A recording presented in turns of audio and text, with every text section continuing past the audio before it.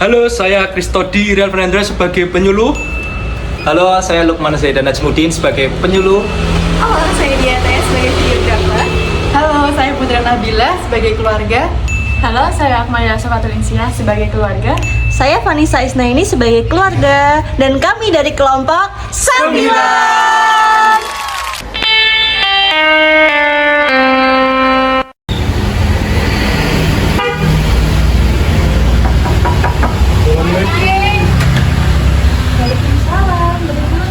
Saya kemarin menghubungi Ibu terkait penyuluhan Ibu dari Poltekkes Semarang. Oh iya, saya panggil anak saya dulu ya. Oke, boleh. Dipersilakan Ibu. Silakan masuk. Izin masuk Ibu. Siap Bu. Silakan duduk Mas. Adanya ya. Terima kasih Bu. Saya panggil anak-anak saya dulu ya. Ibu. Kakak, adik, ayo kesini Diana. Silakan duduk. Oke, lagi terima kasih Bu. Jadi gimana Mas?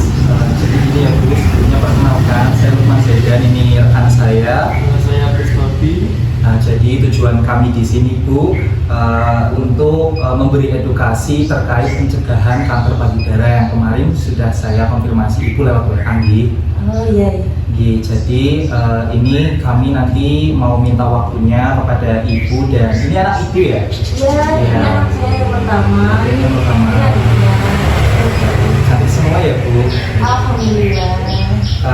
Saya nanti mau minta waktunya sekitar 15 menit, kira-kira Ibu menyanggupi atau tidak ya? Ya, bisa. Bisa. Oke ya, nanti saya minta waktunya kurang lebih 15 menit. Jadi tujuan kami di sini ya Bu, nanti di sini kita akan melakukan edukasi atau penyuluhan terkait kanker payudara, dan ini kita pakai metode lembar balik ya Bu. Oke. Mungkin sebelumnya Ibu atau anak-anak Ibu udah tahu belum tentang kanker payudara itu apa? Kalau saya sendiri sih cuma dengar aja ya. Dengar aja. Nggak ada yang langsung gitu kejadiannya belum. Oke, kalau kamu namanya siapa ya? Kalau saya Akmal. Akmal. Tahu sebelumnya tahu nggak tentang kanker payudara itu apa? Belum. Ini siapa namanya? Putri. Oh, Putri. Putri tahu nggak tentang kanker payudara? Tahunya cuma kayak ada benjolan gitu. Benjolan gimana? Di payudara, tapi sebelumnya nggak tahu. Oke, ya jadi ya kurang lebih nanti di sini kami ya kakak-kakak akan menjelaskan. Mungkin Kak Kristodi bisa menjelaskan ya terkait apa itu kanker payudara Kak. Baik Bu, di sini saya Kristodi akan menjelaskan apa itu kanker payudara. Di sini kan ada sel normal, kemudian menjadi bertumbuh sel-sel yang abnormal atau tidak wajar. Seperti iya. Jadi cepat bertambahnya. Ya. Yang awalnya satu jadi banyak. Normal, itu disebutnya abnormal. Jadi kanker payudara itu adalah penyakit di mana sel-sel payudara abnormal, bertumbuh dengan tidak normal gitu, dan tak terkendali. Dan biasanya kanker payudara itu ada benjolan di payudara ibu. Selanjutnya saya akan menjelaskan apa itu penyebab kanker payudara. Sebelumnya bisa dilihat dulu ibu dan adik-adik penyebabnya.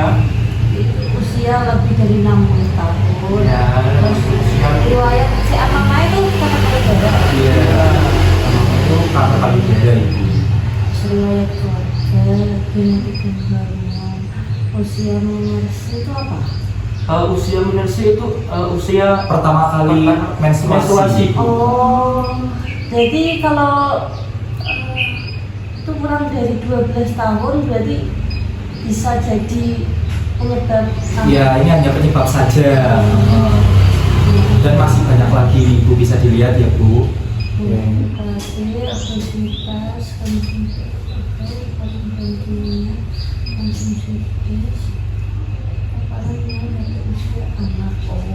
Sebelumnya tahu nggak konsumsi DES itu apa Ibu? belum tahu. Nah, itu kayak seperti obat penggugur gitu Bu. Itu kandungan itu juga menjadi salah satu penyebab terjadinya kanker payudara Ibu. Kayak aborsi gitu. Ya, seperti itu yang sering kita dengar. Tuh, termasuk juga paparan-paparan radiasi. Ini juga alhamdulillah rumah Ibu kan jauh dari tiang sutet gitu ya. Iya, Nah, kalau yang iya. deket tiang sutet itu sangat rawan sekali. Nggak hanya kanker payudara tapi kanker-kanker yang lain juga bisa. Oh iya iya. Tuh. Makanya radiasi itu juga sangat berbahaya sekali ya Ibu. Baik, selanjutnya tanda dan gejala kanker payudara Ibu. Seperti di sini ada gambarnya ya Bu, tanda-tandanya bisa dilihat terlebih dahulu. Tanda-tandanya itu seperti benjolan atau perubahan pada bentuk payudara. Benjolan biasanya terjadi di ketika muncul setelah siklus menstruasi. Itu menjadi awal mula terjadinya gejala kanker payudara. Itu gejalanya semua apa salah satunya ya Mas? Biasanya salah satunya. Iya. Ya, karena ini tanda dan gejala itu. Seperti perubahan pada bentuk susu, perubahan pada warna kulit payudara, pembekakan pada tiang bisa jadi. Ya, terus jika Ibu atau adik ini merasakan nyeri yang hebat di sekitar payudara, itu juga bisa menjadi tanda dan gejala. Baik, Ibu, adik-adik, sejauh ini apakah ada yang ingin ditanyakan? Belum ada. Belum ada ya. Baik, saya akan lanjut. Selanjutnya ada patofisiologi kanker payudara. Sebelumnya bisa dilihat di sini Bu. Sebelumnya kan kanker payudara itu kan sel normal. Nah, kemudian berubah menjadi tidak wajar abnormal itu seperti transformasi maligna dan perubahan menjadi sekelompok sel yang ganas di antara sel yang normal. Nah, kemudian proliferasi abnormal sel kanker akan mengganggu fungsi jaringan normal dengan menginfiltrasi dan memasuki dengan cara menyebarkan organ-organ yang jauh gitu. Di situ ada infiltrasi tumor. Jadi tumor itu bisa menjadi sel kanker. Iya, bisa itu. Bisa Ibu. Gimana Adik, Kakak, apakah ada yang ditanyakan? Tumor yang kayak apa gitu ya Mas, yang bisa nyebabin kanker? Oh, biasanya tumor ganas. Oh, jadi tumor itu dari yang nggak ganas, Iya. terus habis itu ganas, habis itu kanker. Iya. Tumor jinak, tumor ganas, kemudian kanker. Oh iya iya. Gimana, apakah ada yang ditanyakan? Lanjut nih Ibu. Ya. Di sini ada stadium kanker. Pastinya kan kanker kan ada stadium-stadiumnya ya, seperti Ibu atau adik-adik sudah tahu gitu. Nah, kanker payudara juga punya stadium, bahkan itu sampai 4 stadiumnya. Mungkin bisa jelaskan Mas tadi? Baik, di sini sampai 4 ya Bu. Yang pertama itu ada stadium 0. Stadium 0 itu adalah sel yang belum berkembang dan belum menyebar ke jaringan yang di dekat payudara, sel-sel yang di dekat payudara. Itu maksudnya stadium 0. Nah, kemudian stadium 1 itu sudah menyerang pada jaringan yang sehat. Stadium 1 juga ini nanti dibagi lagi ya Ibu adik-adik. Itu ada stadium 1A dan stadium 1B. Kalau untuk stadium 1A ini itu kankernya ini menyebar ke dalam jaringan lemak payudara ya Ibu adik-adik. Nah, untuk yang stadium 1B-nya itu sel kanker yang dalam jumlah kecil itu masuk ke dalam kelenjar getah bening. Nah, seperti Kemudian yang stadium 2 kanker itu telah tumbuh dan menyebar, itu stadium 2. Kemudian stadium 2 itu dibagi ada 2 ya Bu. Kayak stadium 1, ada stadium 2A dan 2B. Stadium 2A kanker itu tidak ditemukan di kelenjar getah bening, namun ditemukan di jaringan lain. Untuk yang stadium 2B itu kanker payudara lebih membesar. Tuh. Tumbuh gitu ya. Iya. Ya, karena sudah berkembang gitu loh Bu. Selanjutnya ada stadium yang ketiga. Kanker itu belum menyerang ke tulang, namun memiliki sifat yang lebih ganas. Gitu. Berarti bisa jadi menyerang ke tulang. Bisa Ibu. Tidak hanya di payudara saja, bisa ke tulang. Untuk yang stadium ketiga itu ada 3 tipe itu ya. Yang pertama stadium 3A, 3B, dan 3C. Itu stadium yang 3A itu kanker ditemukan sampai 9 ruas kelenjar getah bening. Itu yang stadium 3B, kanker tumbuh dalam dinding dada atau sekitarnya. Kemudian untuk yang stadium 3C, kanker ditemukan pada lebih dari 10 kelenjar. Untuk yang 3B tadi kan 9. Iya. Untuk yang stadium 3C itu lebih dari 10 gitu Ibu. Untuk yang stadium terakhir, stadium 4 itu kanker telah menyebar jauh dari payudara dan kelenjar getah bening. Semakin menyebar. Iya. Bisa jadi ke organ lain. Iya, bisa. Nanti juga disebutkan juga bisa menyebar ke tulang juga Oh, iya, iya. Berarti paling ganas itu stadium 4. Iya, stadium 4 paling ganas. Apakah bisa dipahami Ibu dan adik-adik? Bisa. Saya lanjutkan lagi ya. Iya. Selanjutnya ada komplikasi. Sebelumnya bisa dilihat di sini ya. Ada tulang, hati, otak, kaki, dan paru-paru. Seperti yang tadi dijelaskan juga kan di sebelumnya ini bisa menyebar ke tulang. Dan ini termasuk komplikasi daripada seamame atau kanker payudara. Terus kemudian ada hati. Untuk hati ini, komplikasi dari seamame pada hati ini biasanya terjadi akibat metastasis. Metastasis itu penyebaran ya, adik-adik, ibu-ibu. Di mana sel kanker dari payudara ini menyebar ke hati dan menyebabkan pembesaran hati. Jadi rasanya itu nyeri dan nanti juga bisa menyebabkan yang namanya gangguan fungsi hati. Kemudian lanjut lagi ada ke otak.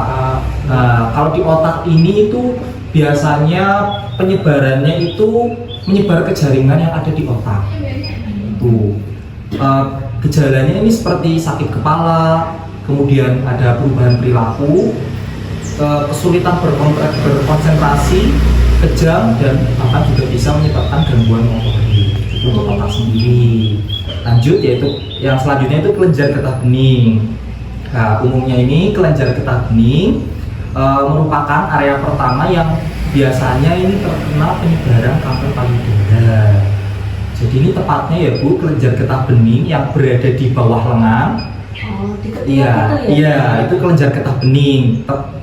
Letaknya di situ ya Bu, di dalam payudara dan di dekat tulang selangka. Jadi gejala yang ditimbulkan ini itu adanya benjolan pada ketiak atau area tulang selangka. Nah, seperti itu. Nah, terakhir ini yang mungkin fatal ya, paru-paru ya, karena kita juga pernapasan ya, organ penting. Ini kalau sudah seperti ini sampai ke paru-paru itu maka pengidapnya ini akan lebih lemah gitu dan gampang banget terkena penyakit rentan sekali ya, ibu adik-adik gitu. Tubuh ini akan kesulitan buat melawan bakteri dan infeksi. Jadi bisa menyebabkan yang namanya pneumonia. Pneumonia itu gampangannya itu infeksi paru-paru. Seperti itu. Gejalanya itu ada sesak nafas, batuk berkepanjangan, dan bahkan timbul nyeri di dada. Seperti itu. Jadi kalau orang-orang komplikasi kanker itu berarti udah didengarkan semua gitu. Iya. Iya, betul Ibu. Saya setuju. Ada yang ditanyakan? Yang mau ditanyakan? Tidak ada. Oke. Saya lanjut lagi, G.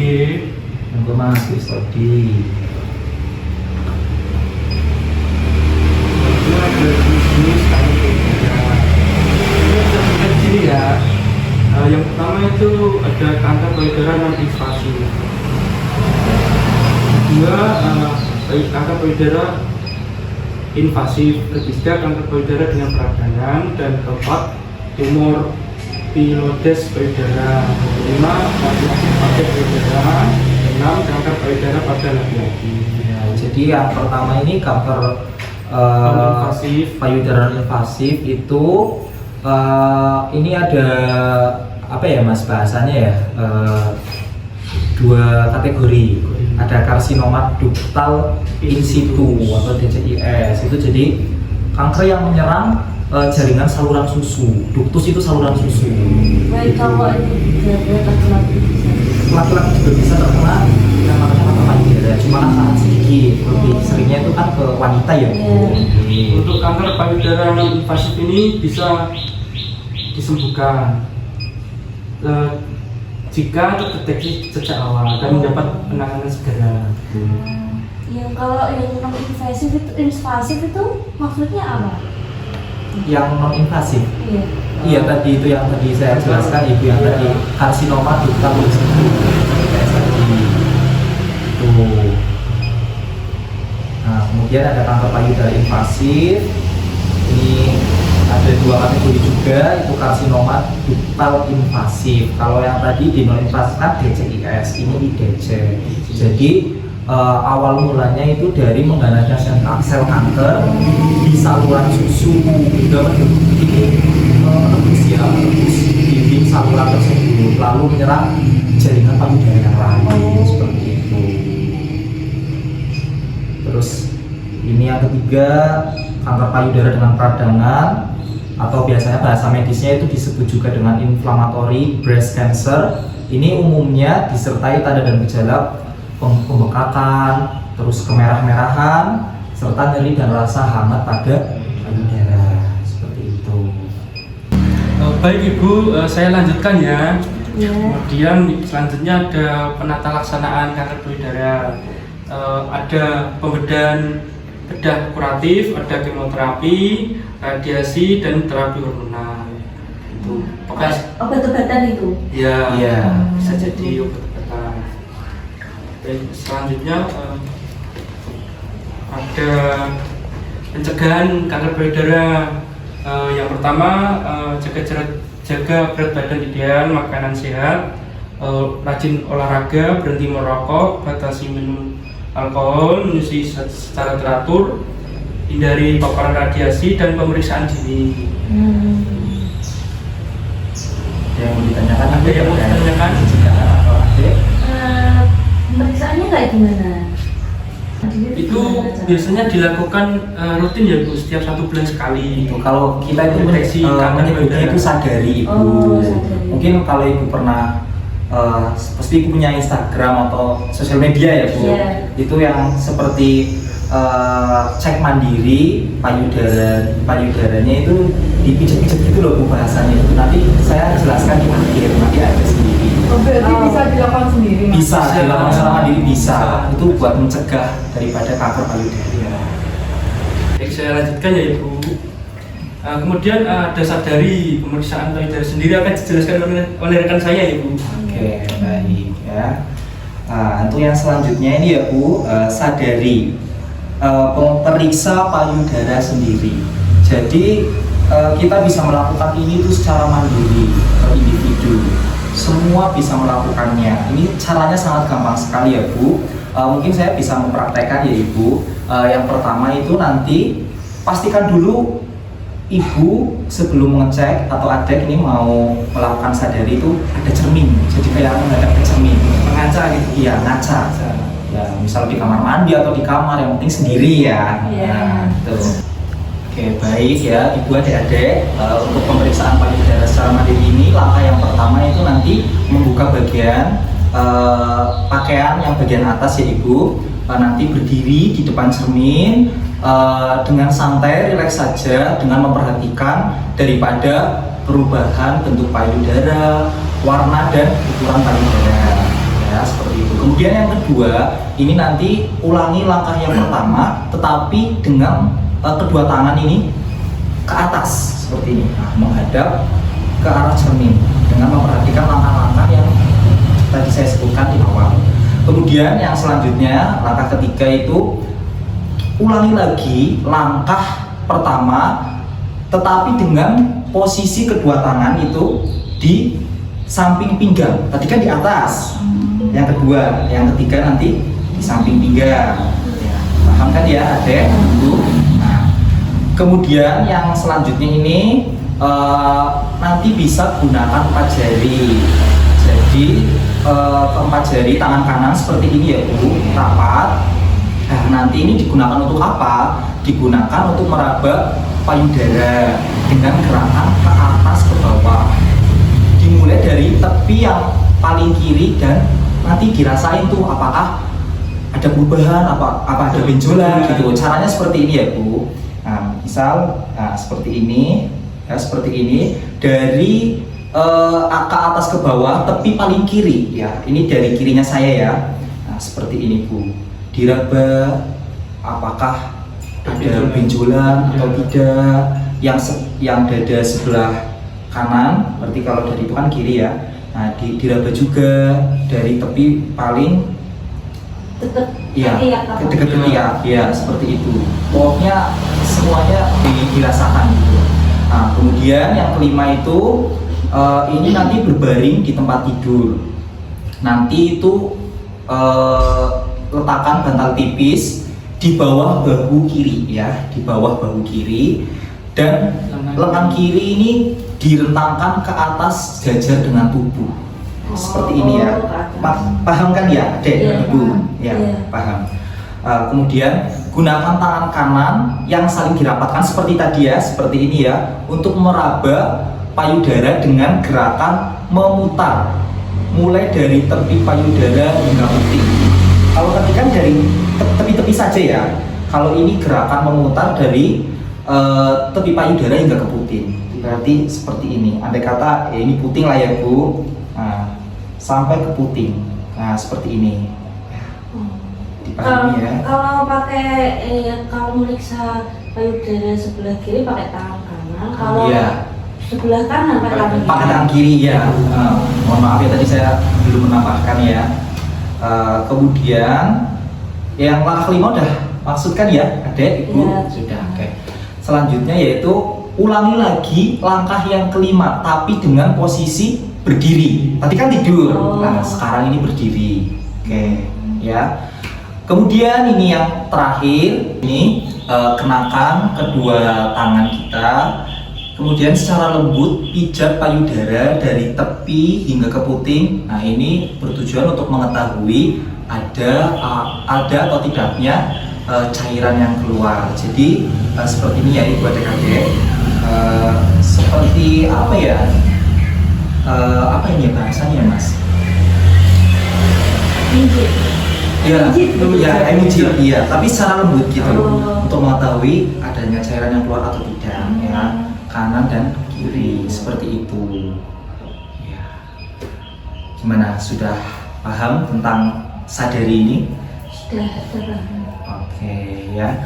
Mungkin nanti bisa langsung dipraktekkan secara mandiri aja ya. Oke. Karena ini sudah selesai penyuluhan dari kita ya, Ibu sama adik-adik. Sebelumnya ada yang mau ditanyakan nggak terkait apa yang sudah tadi kita jelaskan mengenai kanker payudara ini? Mau tanya? Kan tadi disebutkan riwayat keluarga ya Mas? Iya. Itu berarti kalau misalnya nih orang tua kena kanker payudara, berarti kemungkinan besar anaknya bisa? Iya, kemungkinan besar bisa kena. Betul sekali. Tadi kan juga disebutkan ada faktor genetik ya? Iya. Betul. Bagus, pintar. Tadi siapa? Mbak siapa? Akmal. Ya. Oke. Mungkin adiknya ada yang mau ditanyakan. Mau ditanya Tapi kan waktu langkah terakhir itu kan diginiin ya Mas. Iya. Jadi waktu keluar cairan itu berarti bisa tanda kanker payudara. Iya, cairannya itu kayak berupa nanah gitu loh biasanya.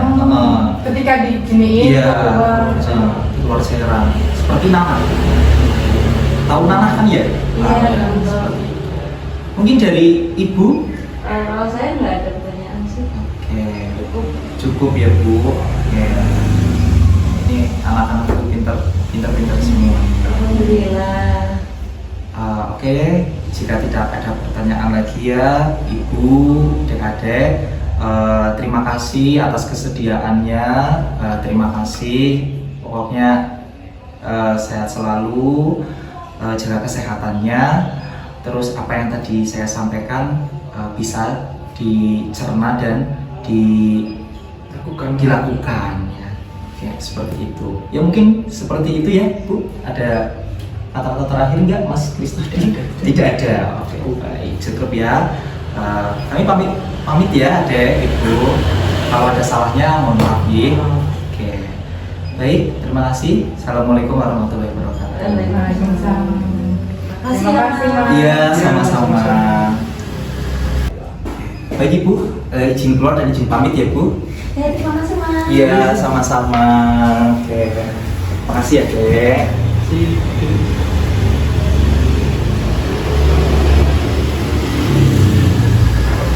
Ibu bisa tunggu sebentar. Ini mungkin untuk Ibu ya, bisa untuk diulang kembali, dipelajari, atau nanti mungkin bisa di-sharing ke teman-teman Ibu ya, atau mungkin ke teman-teman adik ya, nanti ya bisa di-sharing lagi ya. Ini ya buat Ibu ya Bu. Terima kasih ya, Mas. Oke, sama-sama Ibu. Izin pamit nih Bu. Hati-hati di jalan. Oke. Mari Bu. Monggo.